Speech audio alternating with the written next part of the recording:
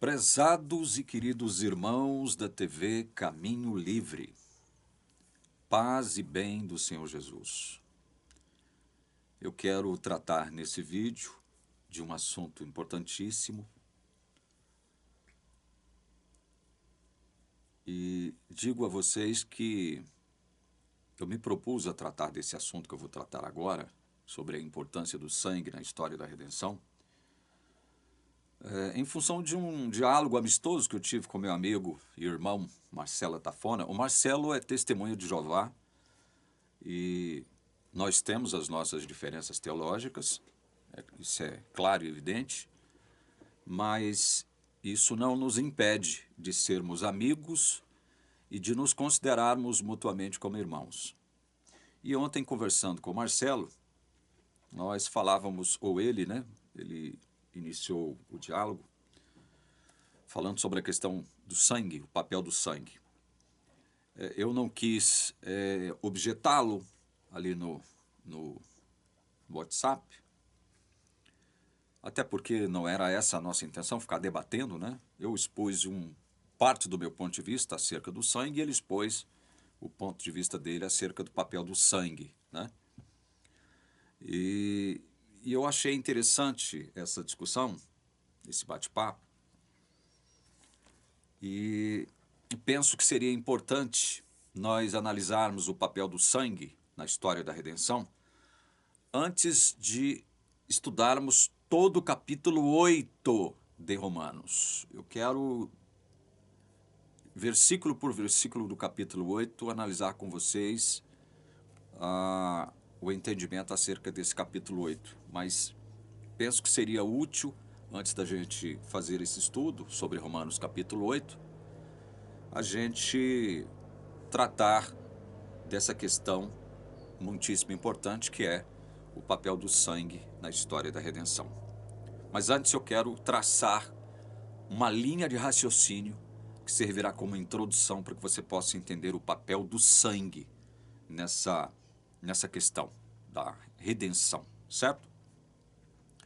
Leia comigo Romanos 6:23. Só a primeira parte. Porque o salário do pecado é a morte. Tá bom. O salário do pecado é a morte. A paga para o pecado é a morte. Que tipo de morte? Eterna. Aquela que o Apocalipse chama de segunda morte. A penalidade para o pecado é a morte eterna. É isso que Paulo está tratando aqui. Certo? Agora leia comigo Romanos capítulo 5, verso 18. Preste atenção.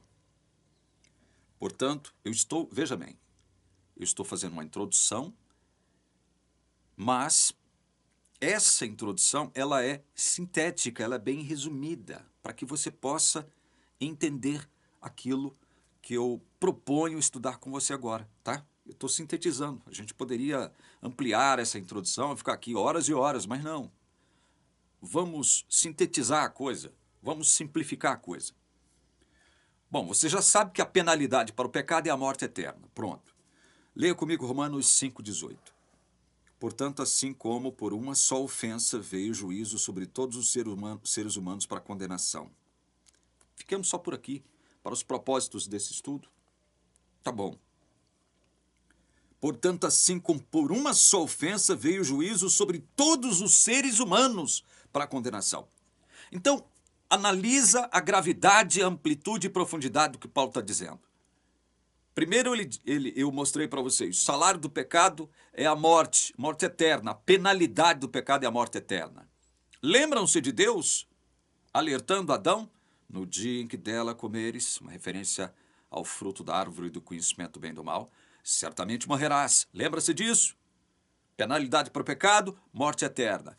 Aí, Paulo diz aqui, uma só ofensa trouxe juízo sobre todos os seres humanos para condenação. Ele está falando de qual ofensa? Ofensa de Adão.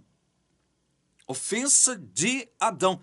Quer dizer que a ofensa de Adão produziu condenação para todos os seres humanos. Sim, exatamente isso. Uma só ofensa trouxe condenação para todos os seres humanos. Todos. Todos os seres humanos. De modo absoluto. Olha o que Paulo diz em Romanos 3, aí atrás, 23. Você vê, a gente começou com Romanos 6, fomos para o 5, agora estamos no 3. Romanos 3, 23. Pois todos, olha um todos absoluto aqui, todos pecaram e carecem da glória de Deus. Porque o pecado de Adão trouxe juízo e condenação para todos os seres humanos, todos pecaram. Eu pergunto, diante deste conhecimento, deste entendimento que você está recebendo agora, eu pergunto, quantos mereceriam morrer eternamente? Ou seja, deixarem de existir, separarem-se de Deus para sempre. Quantos? Quantos seres humanos? Se você responder algo menos que todos, algo em torno que menos que todos, você está errado. Todos mereceriam morrer. Todo ser humano da face da terra mereceria morrer. Todo. Morte eterna. Certo?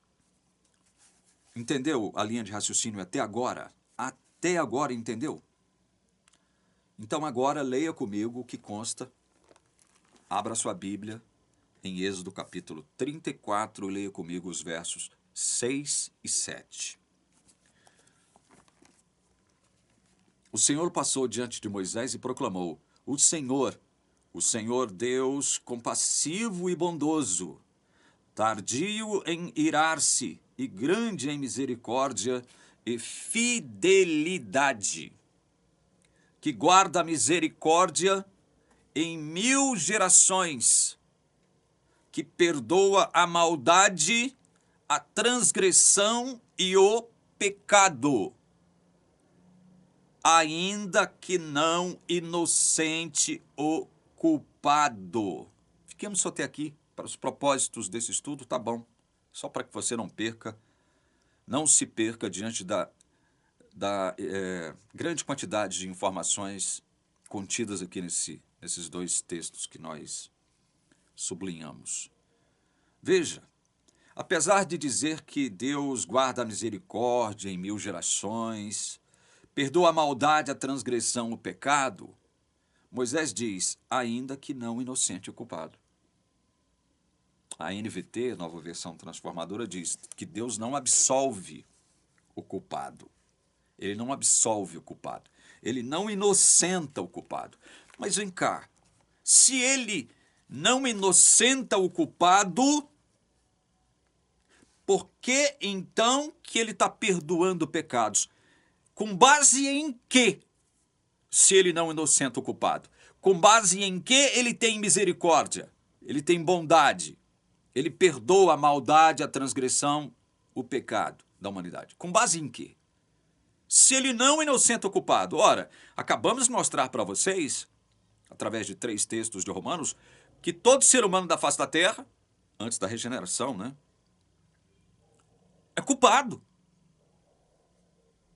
É culpado. Ele não inocenta o culpado. E todo ser humano da face da terra é culpado.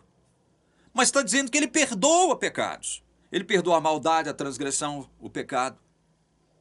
Leia comigo Romanos 3,19. Agora eu quero ler nessa Bíblia aqui, na Nova Versão Transformadora, esse texto. Romanos 3,19. Paulo diz assim: é evidente que a lei se aplica àqueles a quem ela foi entregue, pois seu propósito é evitar desculpas e mostrar que todo mundo é culpado diante de Deus. Olha que versão maravilhosa essa. Como ler a Bíblia nessa versão esclarece uma série de coisas, né? Essa versão transformadora. Nova Versão Transformadora. Eu recomendo altamente essa Bíblia para você. Nova Versão Transformadora. É maravilhosa essa versão. Maravilhosa. Vou ler de novo. É evidente que a lei se aplica àqueles a quem ela foi entregue, pois seu propósito é evitar desculpas e mostrar que todo o mundo é culpado diante de Deus. Está conseguindo entender a linha de raciocínio que eu estou traçando com você agora, a penalidade para o pecado é a morte eterna. Por conta do pecado de Adão, todos nós fomos condenados à morte eterna. Todos nós pecamos. Todos nós carecemos da glória de Deus. Moisés diz que Deus é bondoso, misericordioso, sim, ele perdoa a maldade, a transgressão, o pecado, ainda que ele não inocente o culpado. E agora Paulo está falando que um dos propósitos da lei era revelar, mostrar que todo mundo é culpado diante de Deus. Então, se ele não inocenta o culpado, se ele não absolve o culpado, com base em que ele perdoa pecados? Com base em que ele revela, ele aplica misericórdia sobre a humanidade? Com base em que? Moisés está falando algo acerca do caráter de Deus, ou seja, o próprio Deus revelando-se a si mesmo. É Jesus, eu creio que Jesus aqui, o Filho, Deus Filho, manifestando o caráter do Pai. Ele perdoa a maldade, a transgressão e o pecado, ainda que não inocente o culpado, ainda que não absolva o culpado. E todo mundo é culpado, diz Paulo aqui em Romanos. Se todo mundo é culpado, todo mundo mereceria morrer eternamente. Estão entendendo, gente? Vocês estão entendendo a gravidade disso? Parece que há uma contradição aqui. Como é que ele perdoa pecados se ele não inocenta o culpado? Nós somos pecadores, seres humanos pecadores. O salmista, lá em Salmos 51:5, diz: eu nasci em pecado me concebeu minha mãe. Todos nós somos culpados. Como é que Deus então perdoa? Por que ele perdoa? Com base em que ele perdoa, gente? Se todos somos culpados, vocês estão entendendo o questionamento que eu estou fazendo? A gravidade do questionamento que eu estou fazendo? Com base em quê? Aí, aqui mesmo no capítulo 3 de Romanos, eu quero ler também esse versículo 26 na NVT.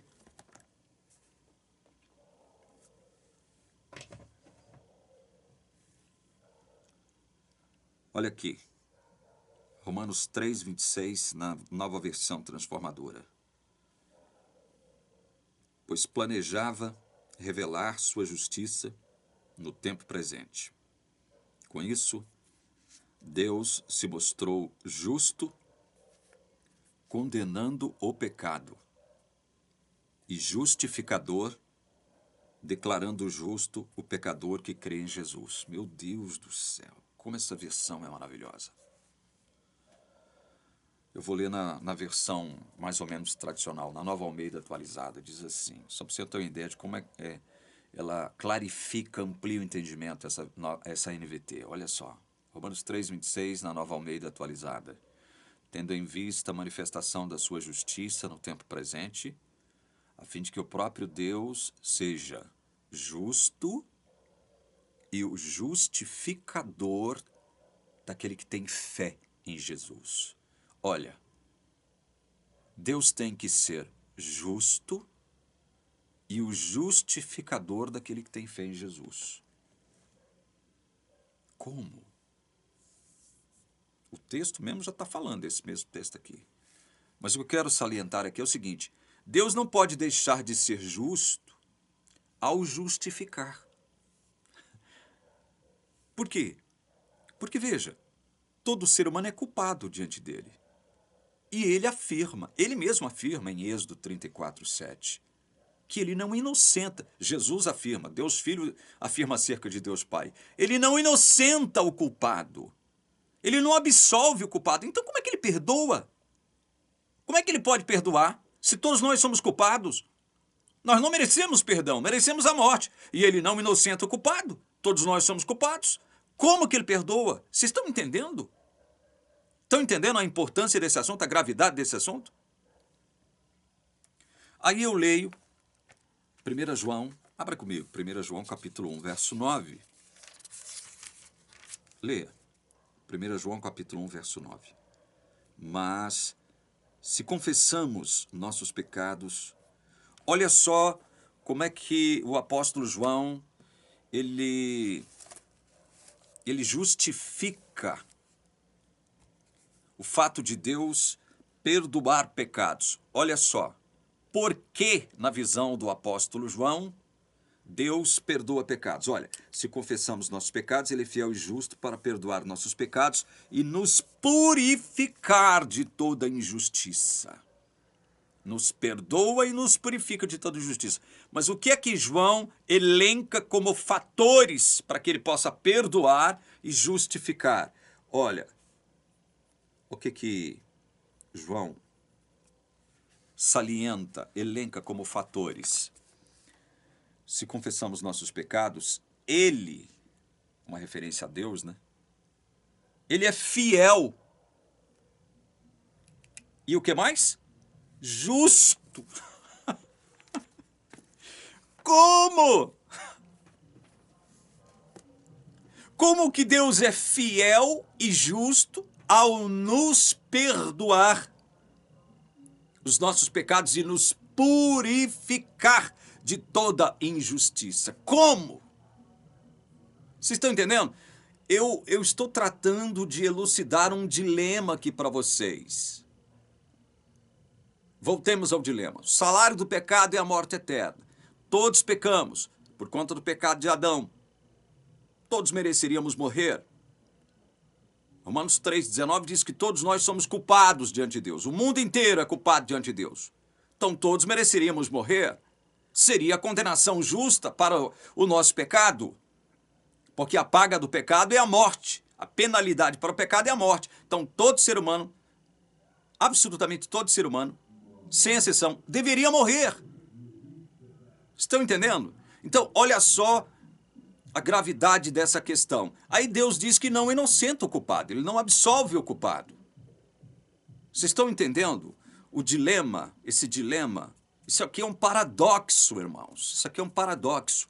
Ao mesmo tempo em que Deus nos considera culpados, Ele diz também que não inocenta culpado. Ele não absolve o culpado. Então, como é que Ele perdoa, então? E Paulo diz que, ao fazer isso, ao perdoar e purificar, Paulo diz que Ele é justo e justificador. João diz que Ele é fiel e justo. Como? A pergunta que eu estou fazendo. Então, como? Como que Deus continua sendo justo, sendo fiel, ainda que perdoe os nossos pecados e ainda que Ele mesmo tenha declarado acerca de si mesmo que Ele não inocenta o culpado? Como é que Ele pode ser justo ao justificar-nos? Vocês estão entendendo? O paradoxo e o dilema. Estão entendendo? Aí entra o quê? O papel do sangue na história da salvação. Porque veja, desde o Éden, desde que o homem pecou, Deus tem procurado. Olha, eu estou gravando um vídeo importantíssimo, um assunto gravíssimo, importantíssimo. Aí o Satanás traz um carro de som aqui para perto, né? É impressionante isso, né? Para tentar tirar minha concentração, desviar você da concentração. Um assunto tão importante. Parece que está indo embora. Gênesis 3:21. O Senhor Deus fez roupas de peles com as quais vestiu Adão e sua mulher. O que vocês acham que Deus fez para vestir aqui Adão e Eva com roupas de peles? Deus teve que matar, quem sabe aqui, eu não sei ao certo, quem sabe 2 animaizinhos, dois cordeiros ou 2 ovelhas, não sei. Mas Ele teve que matar. Ele teve que derramar sangue para cobrir a nudez de Adão e Eva com as peles dos animais. Isso aqui é pedagogia tabernacular, digamos assim. Isso aqui é pedagogia redentora. Vocês estão entendendo? Deus teve que derramar sangue para começar a imprimir na mente humana a ideia de que para eles serem cobertos terem a sua nudez espiritual coberta diante de Deus, alguém teria que derramar sangue em lugar dele. Vocês estão entendendo? Peles de animais foram usadas pelo próprio Deus para cobrir a nudez tanto de Adão quanto de Eva. Representantes e sua esposa. Representante federal da raça humana e sua esposa. Então, essa questão do sangue, a importância do sangue, ela começa a ser revelada por Deus ainda no Jardim do Éden. Ainda no Jardim do Éden. E quando Deus propõe as suas leis para o seu povo, depois que ele o liberta da escravidão egípcia, ele vai dizer algo importantíssimo para Moisés, para que Moisés transmitisse para o povo. Através de todo aquele sistema de rituais. Levítico 17, verso 11. Olha o que Deus vai dizer. Porque a vida da carne está no sangue. Eu o tenho dado a vocês sobre o altar para fazer expiação pela vida de vocês, porque é o sangue que fará expiação pela vida. Olha como isso aqui é importante. Percebam a relação do sangue com a nossa expiação. Percebam o papel do sangue com relação à nossa expiação. Deus está falando, olha, porque a vida da carne está no sangue. Eu o tenho dado a vocês. Olha, para que Deus tenha dado sangue para nós, ele teria que fazer o quê? Ele teria que fazer com que o outro, veja, eu estou me utilizando aqui de um outro termo, né? Que daqui a pouco a gente explica para você por que eu estou dizendo isso. Outro teria que derramar o sangue, para que através do derramamento desse sangue, eu e você pudéssemos ter os nossos pecados expiados, cobertos diante de Deus. Deus está dizendo, eu o tenho dado a vocês sobre o altar para fazer expiação pela vida de vocês, porque é o sangue que fará expiação pela vida. Eu o tenho dado. Olha, outra informação importantíssima. Além dessa informação de que é o sangue que faz a expiação, há a informação de que quem nos dá esse sangue é o próprio Deus. Então, quer dizer, deixa eu começar a entender aqui o que significa esse derramamento de sangue. Com base no que aconteceu lá no Éden, 1 ou 2 animais, não sei, tiveram que morrer. Deus teve que derramar sangue de animais para vestir Adão e Eva, para cobrir a nudez espiritual de Adão e Eva com as peles desses animais. Deus teve que derramar sangue desses animais, com o propósito de ensinar a eles que outro deveria derramar sangue no lugar deles, para cobrir a nudez espiritual causada pelo pecado. E aqui, através de Moisés, ele diz, olha, sou eu que dou o sangue. Eu que dou o sangue. E é só através do sangue que vocês obterão expiação pelos seus pecados. Porque a vida da carne está no sangue. Eu o tenho dado a vocês sobre o altar para fazer expiação pela vida de vocês, porque é o sangue que fará expiação pela vida. Outro morre, derrama o seu sangue para que nós possamos viver. E quem é que faz isso? Deus. Eu o tenho dado. É graça. Eu o tenho dado. Graça. A graça de Deus faz com que outro derrame o seu sangue para nos dar vida. A morte desse que derrama o sangue vai fazer com que nós obtenhamos a vida eterna. Está começando a entender agora? Que tipo de solução Deus deu para o problema do meu pecado, do seu pecado? Nós mereceríamos a morte, morte eterna. Nós somos culpados, nascemos enquanto culpados. E Deus afirma que Ele não inocenta culpados, Ele não absolve culpados. Está vendo a gravidade do problema? Então, qual foi a solução de Deus? Qual foi o plano dele? Foi o plano da redenção, através de outro. Morrendo, derramando seu sangue, assumindo, portanto, o quê? A nossa culpa, a nossa maldição. Entenderam? O papel do sangue. Então agora, Deus pode perdoar pecados graças a esse plano que Ele elaborou. Deus pode perdoar pecados. E quem é esse outro a quem eu me referi aqui? Quem é esse outro? Mateus 26, 28. Esse sangue que Deus derramou lá no Éden e que Deus fez com que Moisés derramasse lá no deserto, tanto na inauguração do tabernáculo, quanto nos serviços diários e anuais, esse sangue era tipo de algo. Mateus 26, 28.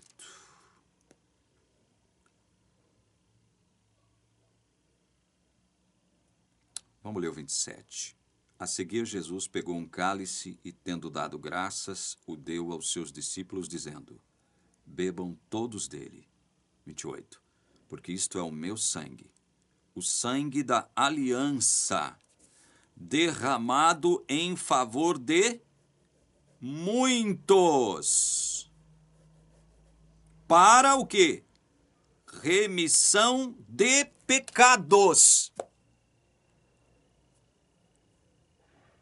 Então, aquele sangue que Deus derramou no Éden, quando matou os animais para cobrir a nudez espiritual de Adão e Eva, com as peles desses mesmos animais, ele já era um tipo. Aquele sangue que foi derramado por Moisés na inauguração do santuário e dos rituais que passariam a reger, a normatizar a vida do seu povo, o povo de Israel, em torno do santuário, do tabernáculo. Aquele sangue era tipo do que mesmo? Do sangue de Cristo. E ele está afirmando, olha, porque isto é o meu sangue, o sangue da aliança derramado em favor de muitos, muitos. Para o quê? Remissão de pecados. O sangue derramado, ele tem a função primordial de remir pecados. Remir pecados. Vocês estão entendendo? Remir é pagar o preço. É pagar a pena, a penalidade do pecado.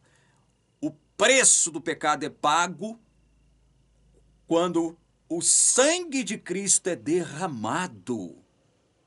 Então, o sangue tem relação direta com o quê? Com a remissão dos nossos pecados. Sangue não foi derramado nem no Éden, nem no deserto por Moisés, e depois, consequentemente, pelos sacerdotes, perante o povo de Israel, para purificar coisas. As coisas eram tipos, eram figuras. Figuras de algo maior. O sangue purifica. E o sangue tem relação direta com o quê? Com a remissão de pecados. Coisas não têm pecados. Seres humanos têm pecados. Certo? Veja bem, com isso, é bem provável que o meu irmão Marcelo Tafona esteja assistindo esse vídeo, e eu não quero dizer que o Marcelo está errado nisso, está errado naquilo. Não, não quero tentar converter o Marcelo. Ele expôs o ponto de vista dele, ele tem todo o direito de fazê-lo, eu o respeito. Posso não concordar, como não estou concordando, mas eu o respeito. E nem tudo que o Marcelo disse acerca do sangue está errado, né? Eu só não concordo com algumas coisas, com algumas aplicações que ele faz, só isso. Marcelo continua sendo meu amigo e meu irmão, uma pessoa de Deus. Então vejam, a Bíblia está deixando claro qual é o principal papel do sangue. Remissão de pecados. Remissão de pecados. E olha, isso já foi explicitado através de Lucas 24, 47, quando ele diz assim, 46, 47 de Lucas 24. Disse-lhes, assim está escrito que o Cristo tinha de sofrer, ressuscitar dentre os mortos no terceiro dia, e que em seu nome se pregasse arrependimento para a remissão de pecados a todas as nações, começando em Jerusalém. Remissão de pecados, mas através do que mesmo? Através da sua morte. Através da sua morte. O derramamento do sangue de Cristo é que faz o quê? Remissão de pecados. Remissão de pecados. Leiam o que diz Atos 20 e 28. Atos, capítulo 20, verso 28.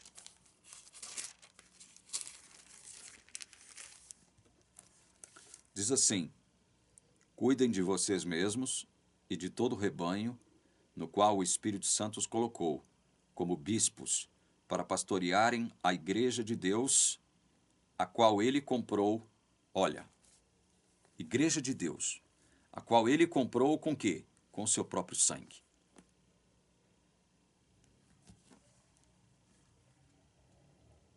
A qual ele comprou com seu próprio sangue. Estão entendendo? Deus comprou a igreja dele com seu próprio sangue. Comprou. Remiu. Pagou o preço. Dos pecados de quem? Da igreja dele. Do seu povo. Estão entendendo? Estão entendendo? O papel do sangue. Romanos 3, 25.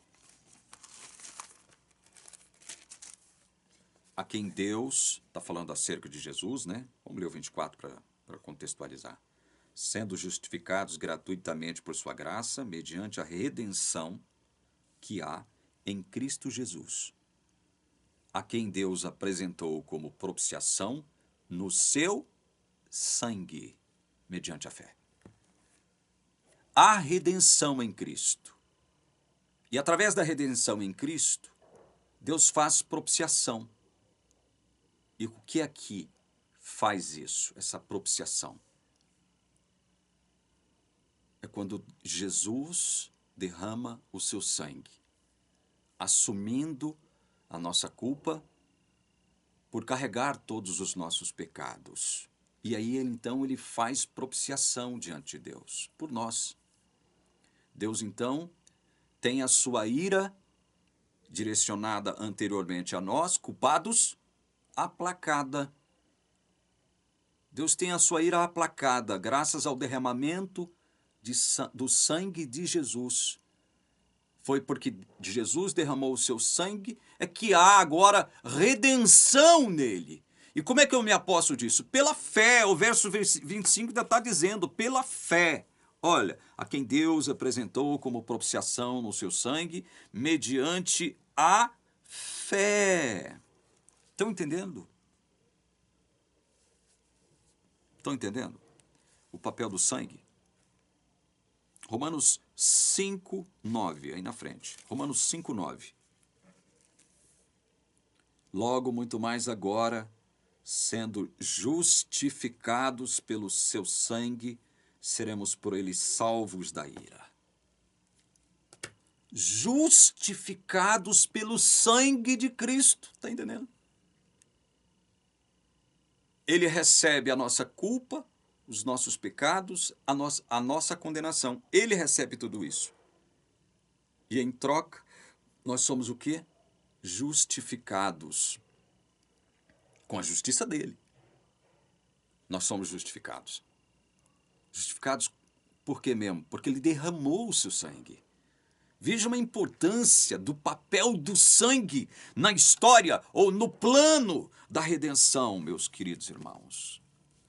Efésios capítulo 1, verso 7. Leia comigo Efésios capítulo 1,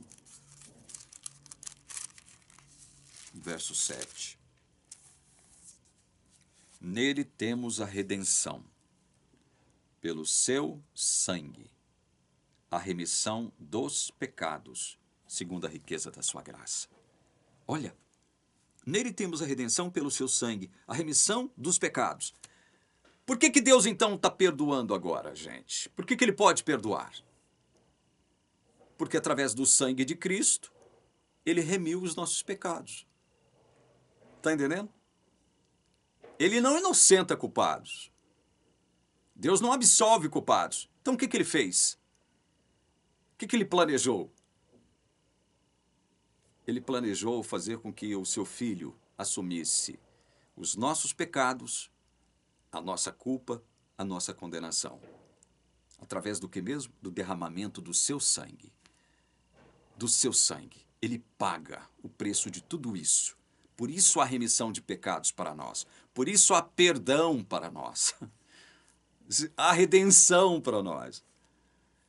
Ou seja, a redenção acontece quando nós somos libertados, né, de um jugo. E nós não tínhamos o preço para pagar a nossa libertação. Então, Deus paga o preço para nos libertar do que mesmo? Dos nossos pecados e da consequente condenação. É isso que é redenção. Mas por que mesmo? Porque Cristo derramou o seu sangue. Efésios capítulo 2, verso 13. Mas agora, em Cristo Jesus, vocês que antes estavam longe foram aproximados pelo sangue de Cristo. Qual é o fator que aproxima judeus e gentios? O sangue de Cristo. É o sangue de Cristo que derruba esse muro de separação que havia entre judeus e gentios. O Israel judaico e os gentios convertidos agora são a igreja de Deus, povo dele. Por quê mesmo? Por causa do sangue. Colossenses capítulo 1, verso 20. Aí na frente tem Filipenses, depois tem Colossenses. Capítulo 1, verso 20. E que havendo feito a paz pelo sangue da sua cruz, por meio dele reconciliasse consigo mesmo todas as coisas, quer sobre a terra, quer nos céus. Olha, que texto maravilhoso este de Paulo aos Colossenses. Que havendo feito a paz pelo sangue da sua cruz. Por que há paz entre você e Deus agora? Por que há paz entre Deus e eu? Por causa do sangue que Jesus derramou na sua cruz. Eu creio. Eu creio. Eu tenho fé nesse sangue. E porque eu tenho fé nesse sangue de Cristo derramado na cruz por mim, há o que então entre Deus e eu? Culpa e condenação? Não. Paz. E tem mais, por meio dele reconciliar-se consigo mesmo todas as coisas, quer sobre a terra, quer nos céus. Reconciliar-se consigo mesmo todas as coisas,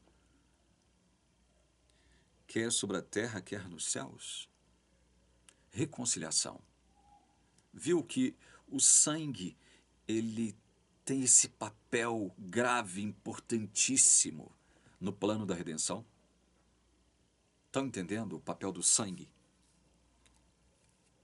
Estão entendendo? Eu quero pular aqui um capítulo que eu quero deixar para ler por último, que é o capítulo 9 do livro de Hebreus. Mas leiam comigo Hebreus 10, 19. Hebreus, capítulo 10, verso 19. Portanto, meus irmãos, tendo ousadia para entrar no santuário pelo sangue de Jesus. Jesus está no santuário celestial agora. Como é que eu posso ter ousadia para entrar pela fé, né, no santuário? Pelo sangue de Jesus. Toda vez que eu busco a Deus em nome de Jesus, eu estou adentrando o recinto sagrado do santuário. Mas o que me confere este privilégio de entrar pela fé no próprio santuário de Deus, na presença de Deus? O que mesmo que me confere esse privilégio? Segundo o verso 19 de Hebreus 10, o sangue de Jesus. 1 Pedro 1:2, aí na frente, 1 Pedro 1:2. Eleitos, segundo a presciência de Deus Pai, em santificação do Espírito, para a obediência e a aspersão do sangue de Jesus Cristo. Nós fomos eleitos para receber a aspersão do sangue de Jesus. E Pedro utiliza isso aqui de uma expressão muito utilizada nos rituais do santuário. O sacerdote, quando recebia das mãos do pecador arrependido um animal sobre cuja cabeça ele havia confessado seus pecados e degolado ali seu pescoço, o sacerdote pegava esse sangue e o aspergia nas pontas do altar, lá dentro do recinto sagrado do santuário, nas pontas do altar. No dia da expiação, o sumo sacerdote aspergia esse sangue ali no propiciatório, em cima da arca, de onde se manifestava Deus, através de sua glória, chamada Shekinah. A aspersão do sangue de Jesus. Fomos eleitos para receber essa aspersão do sangue de Jesus. Isso significa o quê? Remissão de pecados, purificação, redenção. Tudo isso. Aí mesmo, 1 Pedro, capítulo 1, versos 18 e 19. Sabendo que não foi mediante coisas perecíveis como prata ou ouro que vocês foram resgatados da vida inútil que seus pais lhes legaram, mas pelo precioso sangue de Cristo, como de um cordeiro sem defeito e sem mácula. Nós somos resgatados pelo precioso sangue de Cristo. Resgatados, remidos, redimidos, purificados. 1 João 1:7. 1 João 1:7. Se andarmos na luz, como Ele está na luz, mantemos comunhão uns com os outros, e o sangue de Jesus, seu Filho, nos purifica de todo pecado. Vejam, acompanhem isso, essa trajetória descritiva do papel do sangue no plano da nossa redenção. Vejam que o sangue está associado a nós. Ele é direcionado a nós, com o propósito de remir-nos dos nossos pecados, redimir-nos, livrar-nos. Deus nos resgata pelo seu sangue, nos purifica de todos os nossos pecados, como diz João aqui. 1:7. De todo pecado. O sangue de Cristo nos purifica de todo pecado. Viu? Apocalipse 1:5. Apocalipse, capítulo 1.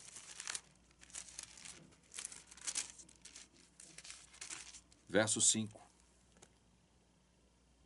E da parte de Jesus Cristo, a fiel testemunha, o primogênito dos mortos, o soberano dos reis da terra, aquele que nos ama e pelo seu sangue nos libertou dos nossos pecados. Esse é o papel do sangue. Que papel maravilhoso esse, do sangue de Jesus. Apocalipse, capítulo 5, verso 9.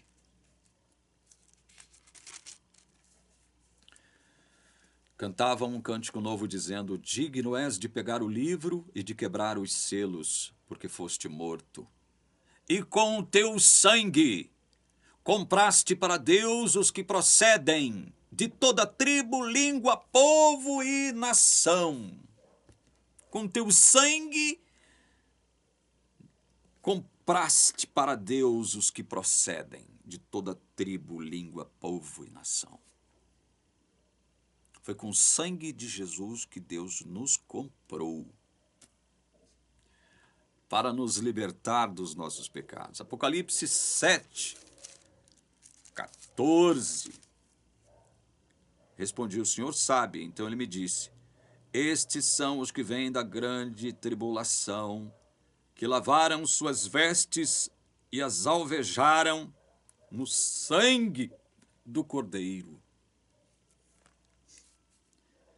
As nossas vestes foram lavadas e alvejadas no sangue do Cordeiro. As vestes da nossa personalidade, do nosso caráter renovado, não é o caráter velho, não. E nosso corpo agora, um corpo revestido de glória e imortalidade.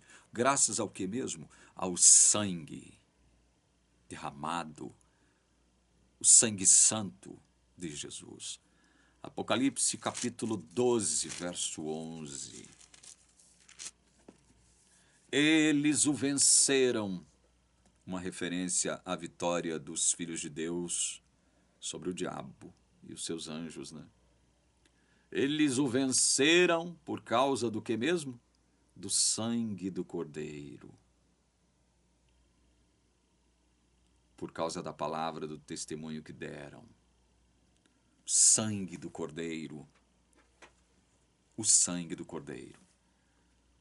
Nós venceremos. A nossa vitória está profetizada, como você está observando aqui em Apocalipse. Abra comigo Hebreus capítulo 9. É com a leitura desse capítulo que eu vou encerrar esse estudo bíblico, esperando ter contribuído para que você possa entender Romanos capítulo 8, que eu vou fazer o próximo vídeo tratando de Romanos capítulo 8, tá? Tenho certeza que ficará mais fácil você entender Romanos capítulo 8 depois que você recebeu esse estudo bíblico. Hebreus capítulo 9, eu começo lendo a partir do verso 1. Ora, a primeira aliança também tinha preceitos de culto divino e o seu santuário terrestre. Porque foi edificado um tabernáculo, cuja parte da frente, onde estavam o candelabro, a mesa e os pães da proposição, se chama o santo lugar. Por trás do segundo véu se encontrava o tabernáculo que se chama o Santo dos Santos, ao qual pertencia um altar de ouro para o incenso e a arca da aliança totalmente coberta de ouro, na qual estava uma urna de ouro contendo maná, o bordão de Arão que floresceu e as tábuas da aliança. Sobre a arca estavam os querubins de glória, que com a sua sombra cobriam o propiciatório. Mas dessas coisas não falaremos agora com mais detalhes. Ora, depois que foram feitos todos esses preparativos, os sacerdotes entram continuamente no primeiro tabernáculo para realizar os serviços sagrados. Mas no segundo, o sumo sacerdote entra sozinho uma vez por ano, não sem sangue, que oferece por si e pelos pecados de ignorância do povo. Veja que o sangue, ele tem razão de ser quando ele é derramado, para o quê? Para fazer remissão de pecados. Esse é o papel do sangue.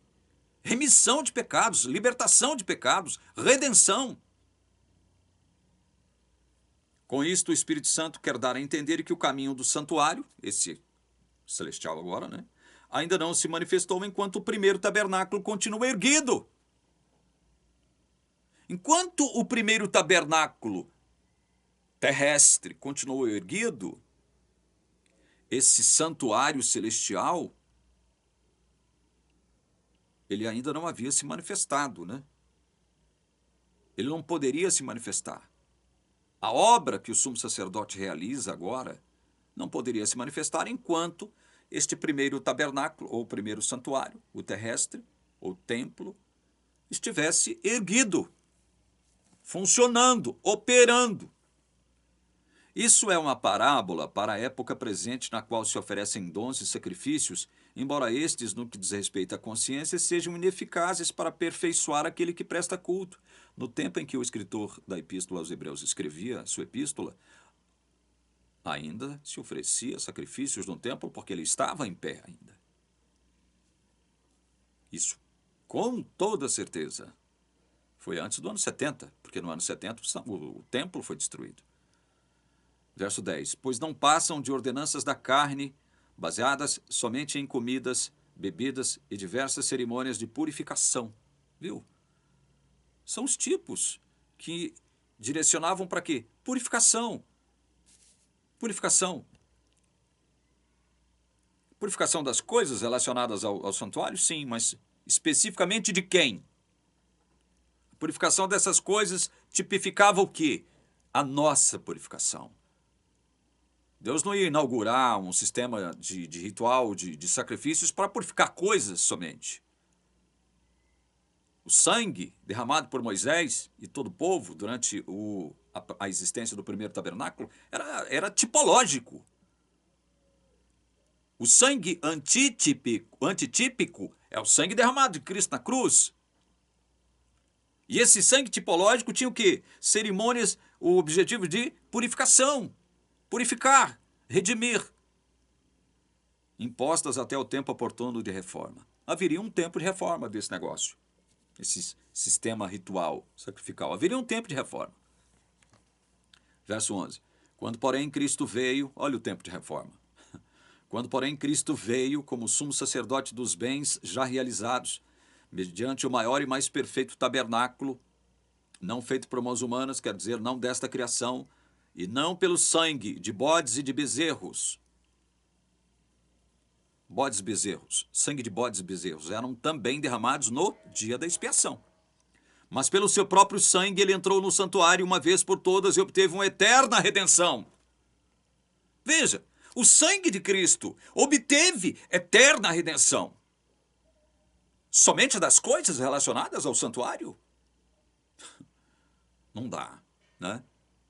Nós temos que estar de acordo com a palavra. Qual é o principal alvo do sangue derramado de Cristo? Nos remir dos nossos pecados, nos purificar dos nossos pecados, nos livrar dos nossos pecados, da condenação dos nossos pecados, da morte eterna, meus irmãos. 13. Portanto, se o sangue de bodes e de touros e a cinza de uma novilha aspergidos sobre os contaminados os santificam, quanto à purificação da carne, veja que o escritor de Hebreus está falando da purificação de seres humanos, pecadores, não somente de coisas. Muito mais o sangue de Cristo, que pelo Espírito Eterno a si mesmo ofereceu sem mácula a Deus, purificará o quê? As coisas, não a nossa consciência de obras mortas, para servirmos ao Deus vivo. 15. Por isso mesmo ele é o mediador da nova aliança, a fim de que os que foram chamados recebam a promessa da herança eterna, visto que houve uma morte para a remissão das transgressões que foram cometidas sob a primeira aliança. Isso aqui foram homens. São homens que estão sendo redimidos. O sangue de Cristo está redimindo aqueles que ofereceram de forma sincera, verdadeira, sacrifícios, para se verem libertos dos seus pecados, redimidos, para terem os seus pecados remidos por esse que veio e derramou o seu sangue antitípico na cruz. Verso 16. Porque onde há um testamento é necessário constatar a morte de quem o fez. Sim, porque um testamento só é confirmado depois da morte de quem o fez, pois de maneira nenhuma um testamento tem força de lei enquanto ainda vive quem o fez. Por isso, nem a primeira aliança foi estabelecida sem sangue. Porque, havendo Moisés proclamado a todo o povo todos os mandamentos conforme a lei, pegou o sangue dos bezerros e dos bodes com água lã tingida de escarlate e sopo, e aspergiu não só o próprio livro, como também todo o povo. Isso aqui sim, foi na inauguração, sim. Marcela Tafona estava comentando. Isso aqui sim. Ele está fazendo aqui agora uma referência à inauguração do serviço ritual do tabernáculo. Mas antes ele fez. Ele tratou de falar dos serviços que eram realizados diária e anualmente. Então agora ele está citando, fora da ordem, obviamente, ele está citando o momento da inauguração do serviço ritual do tabernáculo. 20, dizendo, este é o sangue da aliança que Deus ordenou para vocês. 21, igualmente também aspergiu com sangue o tabernáculo e todos os utensílios do serviço sagrado. 22, de fato, segundo a lei, quase todas as coisas são purificadas com sangue e sem derramamento de sangue não há remissão. Quando ele fala disso aqui, ele está tratando só de coisas, Marcelo? Não, está tratando de seres humanos, pecadores. Entende? 23. Era necessário, portanto, que as figuras das coisas que estão nos céus fossem purificadas com tais sacrifícios, mas as próprias coisas celestiais requerem sacrifícios superiores àqueles. Vou comentar esse versículo daqui a pouquinho.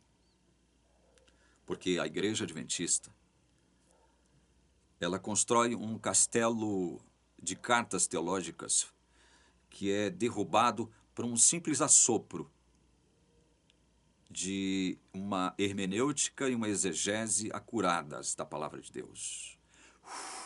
Um simples assopro teológico derruba esse castelo de cartas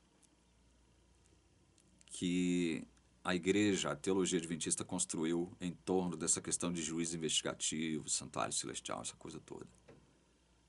E esse versículo 23 aqui, eles o utilizam para poder criar, construir esse grande castelo de cartas.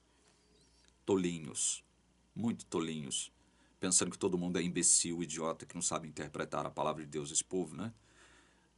Esse povo que faz isso com a palavra de Deus subestima a inteligência de todos nós cristãos que não pertencemos a essa teologia, que não advogamos essa teologia corrupta, desonesta e mentirosa mais.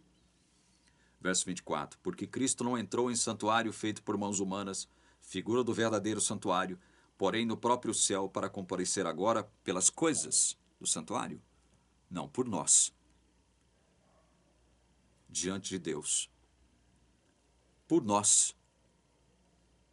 Nós quem? Nós que transferimos os nossos pecados para Ele. Nós que pela nossa fé tivemos todos os nossos pecados carregados, levados por Ele.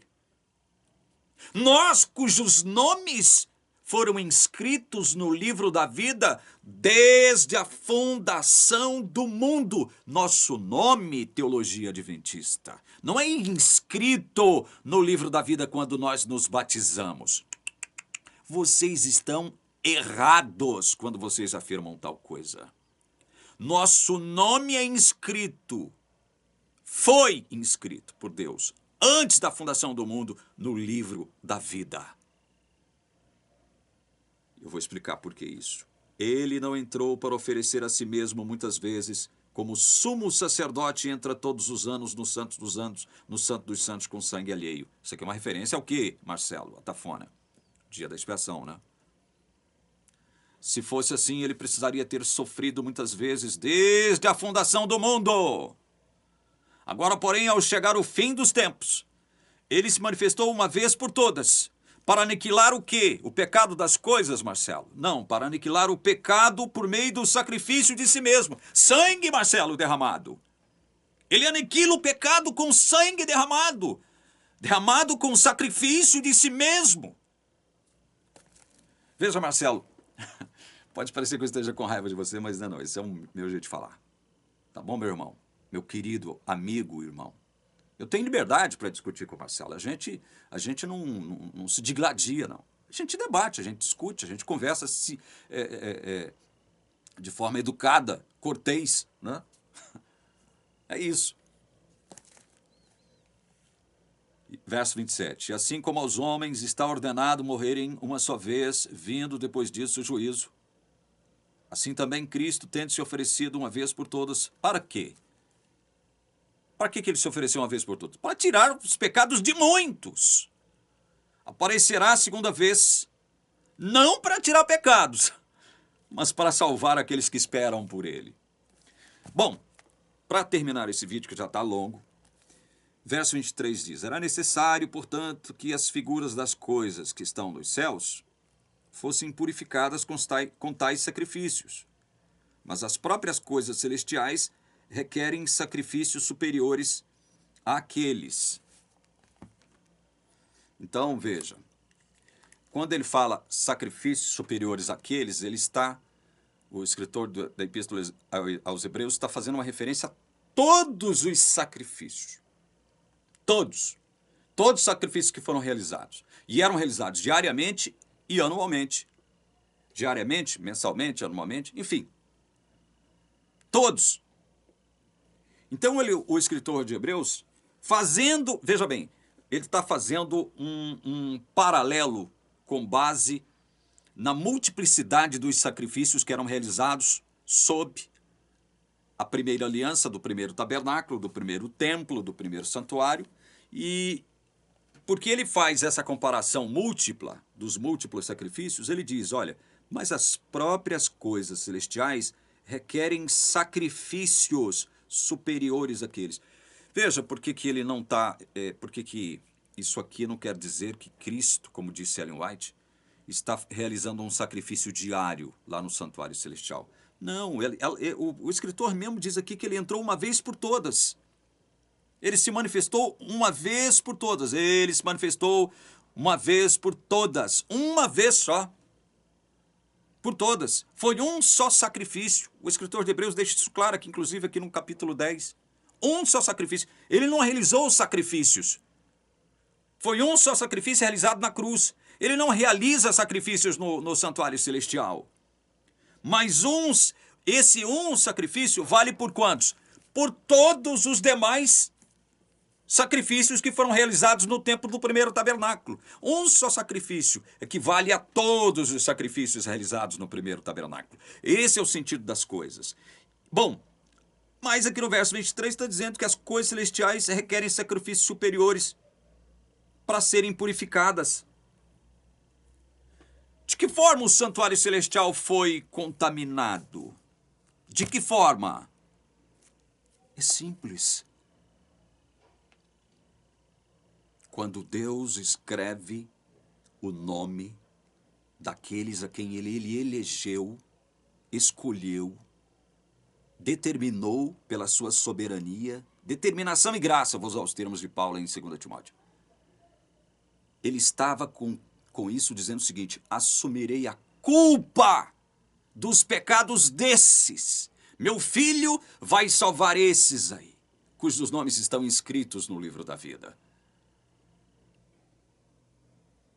Por conseguinte, a nossa vida de pecados, porque o nosso nome estava inscrito no livro da vida, que pertence a Deus ali, Deus tem acesso a ele. Os nossos pecados, os pecados que esses filhos cometeriam, muito antes de serem criados, contaminariam o santuário. É sobre esses que Jesus faz expiação, purificando o santuário. Purificando-nos, ele purifica o santuário. Remindo-nos, ele faz remissão de pecados e purifica todo o santuário. É assim, foi desse modo que o santuário foi conspurcado, contaminado pelos nossos pecados. Os pecados de quem? Dos que Cristo veio levar. Está entendendo? Você está entendendo agora por que Deus não inocenta culpados ao mesmo tempo em que perdoa pecados? Você está entendendo agora por que Paulo teve que dizer isso aqui, ó. Eu vou ler o último texto para encerrar esse vídeo, tá? Romanos capítulo 3. É o último texto que eu vou ler, a gente encerra o vídeo. Romanos capítulo 3. Veja aqui. Eu vou ler do verso 21 até o verso 26, tá? Para ficar bem claro para você. Mas agora, sem lei, a justiça de Deus se manifestou, sendo testemunhada pela lei e pelos profetas. A justiça de Deus se manifesta sem lei, tá? Verso 22. É a justiça de Deus mediante a guarda da lei? Não, mediante a fé em Jesus Cristo, para todos e sobre todos os que creem. Porque não há distinção. Quando ele diz não há distinção, Ele está querendo dizer o seguinte, judeus e gentios. Não há distinção. Porque ele diz, verso 23, todos pecaram e carecem da glória de Deus, sendo justificados gratuitamente. Ou seja, o ser humano não tem preço para pagar. Ele não tem o valor para pagar a sua justificação. Por isso que a justificação de Deus é gratuita. Nós não temos condição de dar nada. É gratuita, é de graça. Sendo justificados gratuitamente por sua graça, mediante o quê? Mediante a redenção que há em Cristo Jesus. Como que essa redenção se efetivou em nós? A quem Deus apresentou como propiciação no seu sangue. É através do sangue derramado de Cristo na cruz é que há redenção para nós. Mediante o quê? Mediante a fé, não a guarda da lei. É mediante a fé. Deus fez isso para manifestar o quê? A sua justiça. Porque ele não absolve gente culpada. Ele não absolve gente culpada. E todos nós éramos culpados. Como ele não absolve gente culpada, é que ele teve que elaborar esse plano da redenção baseado, fundamentado na pessoa de Cristo. Aí ele diz, olha, Deus fez isso para manifestar a sua justiça, por ter ele, na sua tolerância, deixado impunes os pecados anteriormente cometidos. Em que época? Na época em que o primeiro tabernáculo ainda vigorava. Porque sangue de animais não tem o poder de nos justificar, de nos remir dos pecados. Aquilo era tipo, aquilo era símbolo. Entende? Então, por isso que Paulo diz aqui, por ter ele na sua tolerância deixado impunes os pecados anteriormente cometidos. Verso 26. Tendo em vista, olha o propósito de tudo aquilo, a manifestação da sua justiça no tempo presente, a fim de que o próprio Deus seja o quê? Justo, a fim de que ele seja justo, porque ele não inocenta culpado, né? Mas ele perdoa. Então, se ele perdoa, como é que ele faz isso? É porque ele lança todos os pecados sobre o seu filho, toda a culpa sobre o seu filho e o condena. Então, ele é justo. Ele não está sendo injusto para nos perdoar. Ele é justo. Quando ele faz isso, ele está sendo justo. E aí o quê? O justo e o justificador daquele que guarda a lei. Deus é justo e justificador daquele que guarda a lei. Não, daquele que tem fé em Jesus. Deus é justo e justificador. Olha, deixa eu ler na nova versão transformadora esse verso 26 de novo, para você entender como é lindo. Pois planejava revelar a sua justiça no tempo presente. Com isso, Deus se mostrou justo, condenando o pecado. Mas ele condenou o pecado em quem? Em nós? Não, no seu Filho. E justificador, declarando justo o pecador que crê em Jesus. Você viu?